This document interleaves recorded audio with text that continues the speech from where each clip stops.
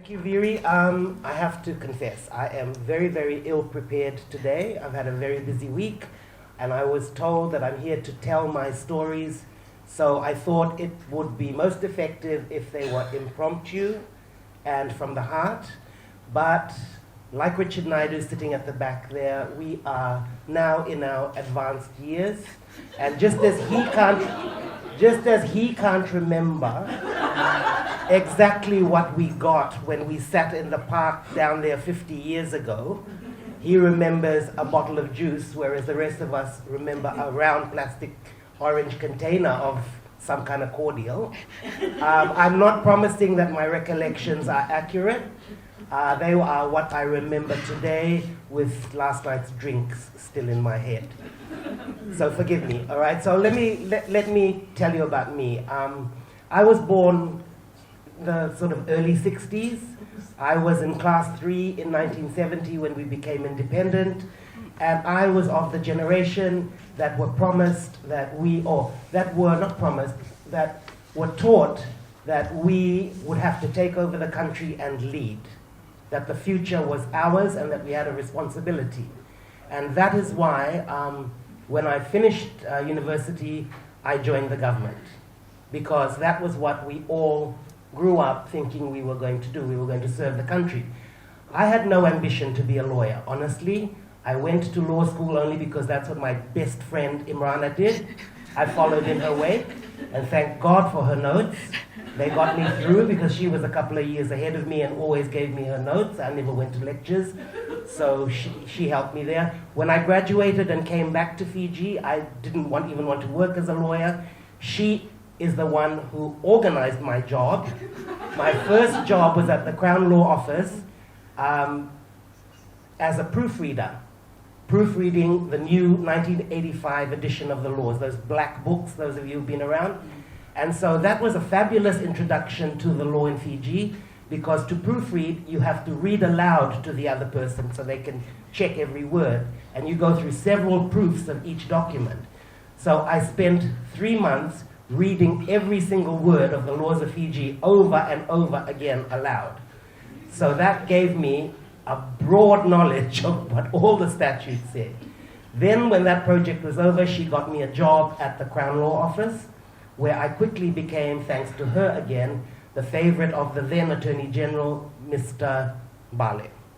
And what that meant was he got me, instead of doing legal work all the time, I was the one who wrote his parliamentary speeches. So through this role, I became involved in the parliamentary process as it existed then.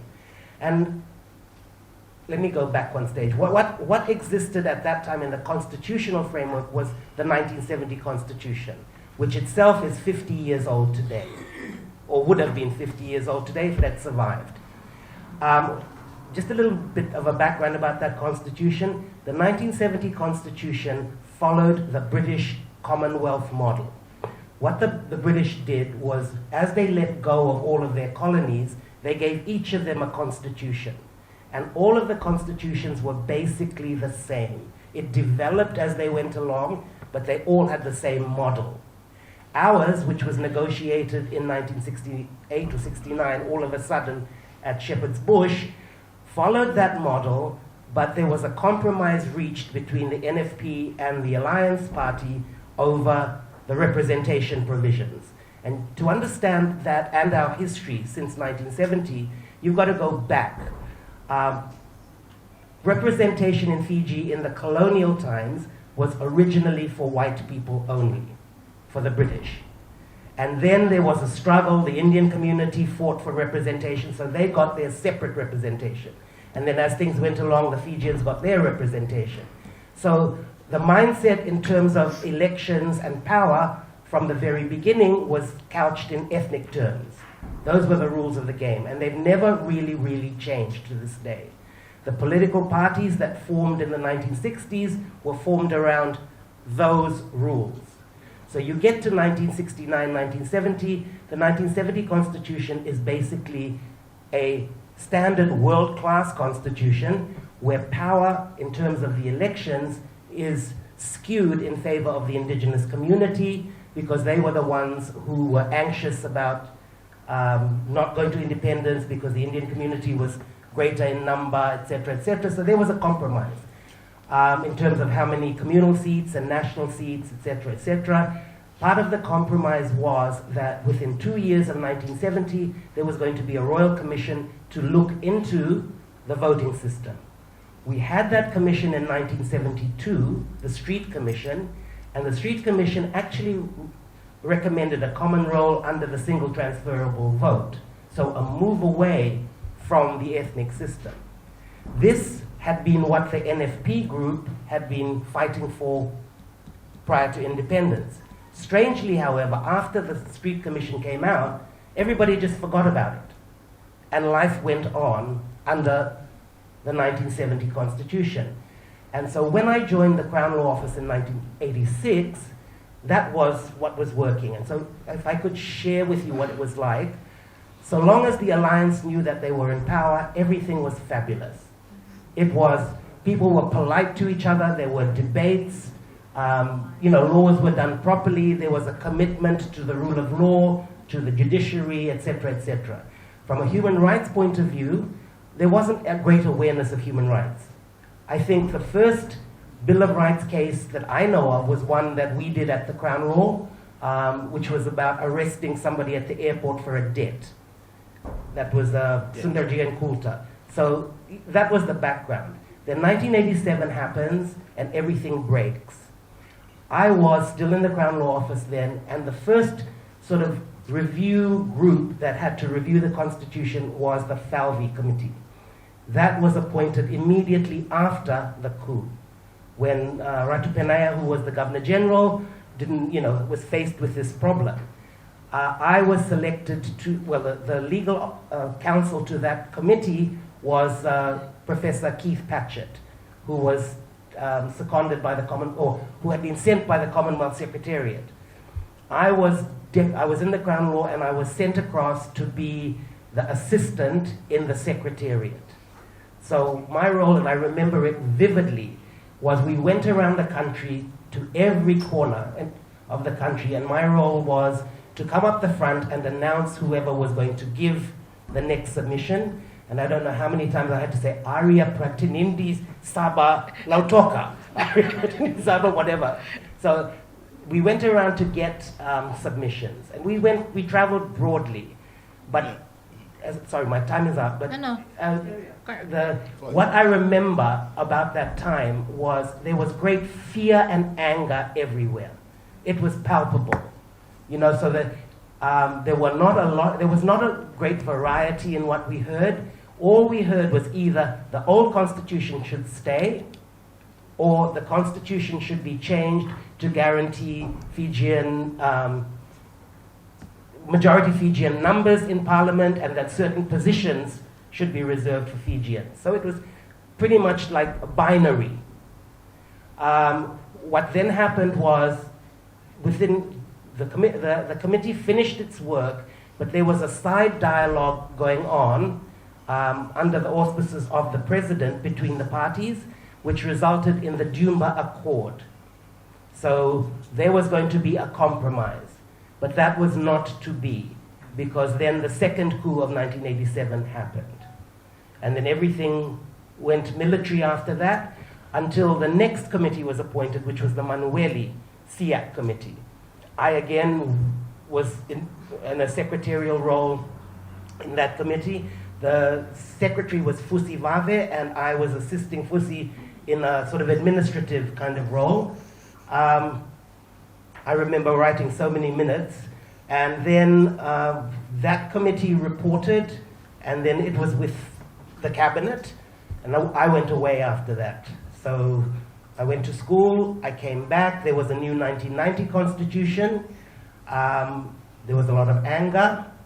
I was brought back after the 1990 constitution. I was at Harvard. I was brought back in the middle of my course to come and be the supervisor of elections.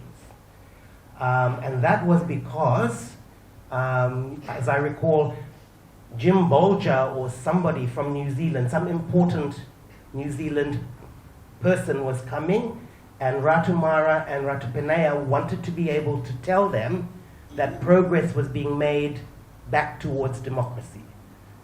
And back in those days, everything was ethnic because the fight was between the Indian community and the Fijian community. Who do you get to be in the middle? The half-caste. So I got called back to be the supervisor of elections. And I did the 1992 election and the 1994 election, and I went back after 1994 to finish my degree. Just as I finished, I got called back to be on the Reeves Commission. And the Reeves Commission was a very, very different experience. Whereas the other two committees had been about whether to keep the old and tinker, the Reeves Commission, I was surprised when we started from the point of view of building from the base. We didn't have the 1990 Constitution as our template to look at. It was more about what does Fiji need. And so early on what we did was we looked for experts to help us, and they wrote papers about all the different models in the world. We went out to hear all of the people, but we listened to them not in terms of whether this section should stay or that section should go. We listened to them in terms of what do you want as a result? What is the outcome you want? It was that kind of approach. And the commission was very fortunate that it had my colleague Alison Quentin Baxter. Alison had been a law reform commissioner in New Zealand, or the head of the Law Reform Commission in New Zealand.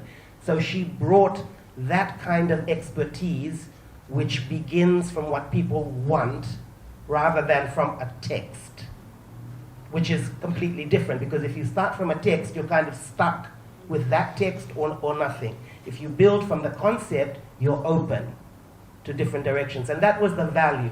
So what we did, we went out to listen, we got all of these papers, we then wrote papers. She and I would we had subjects, we would write papers for the commission to discuss.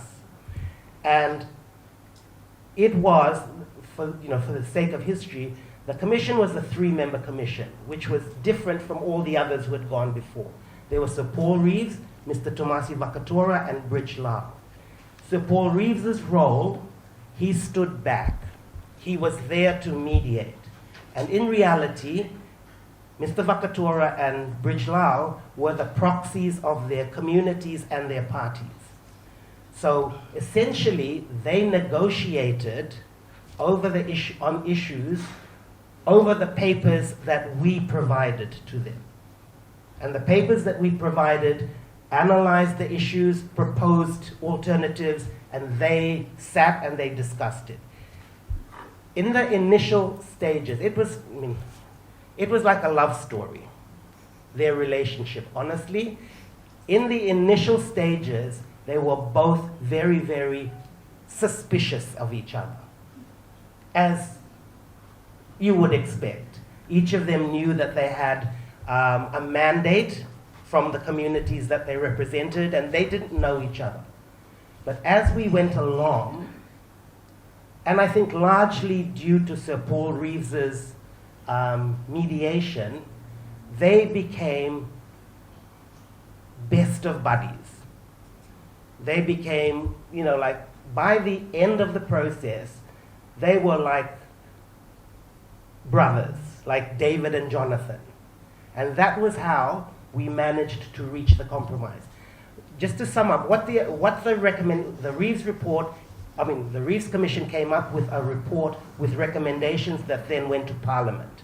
But what the Reeves Commission, to sum it up, what the consensus was within the Commission was that we could not yet move away from ethnic representation, but we should make the prize less important. So there was a fight over executive power and government. You have to weaken the government, not weaken, but make that prize worth less by other institutions coming in. So it was all about a stronger committee system, a stronger human rights system, more independence for the judiciary, We also recommended a Senate that was going to be elected from the provinces, and there was to be a majority in the House non-communal with a lesser number of communal seats. When it went to Parliament, however, Parliament changed it. The JPSC, the Joint Parliamentary Select Committee, they changed it. They reversed the number of ethnic seats, so the ethnic seats became more, keeping the importance of ethnicity in the political system. They didn't want, I think the Senate was not elected, and they brought in the idea of the coalition government. What was that thing that? The power sharing as a compulsory thing. We had recommended against it. So anyway, that was the system. When that constitution came in, it was glory days for NGOs and everybody. Those were really happy days in a sense. We had a very, very robust Human Rights Commission. The judiciary was robust in the enforcement of human rights. Lawyers were engaged in human rights activity. And the parliamentary system remained, as it had been from 1970, respectful. You know, people, the outcomes were determined by the majority, but your opinions could be voiced. There was never any animosity, never any anger. And, you know, it was far from perfect, but it was fundamentally participatory. So that's where it was, and then that all ended because the big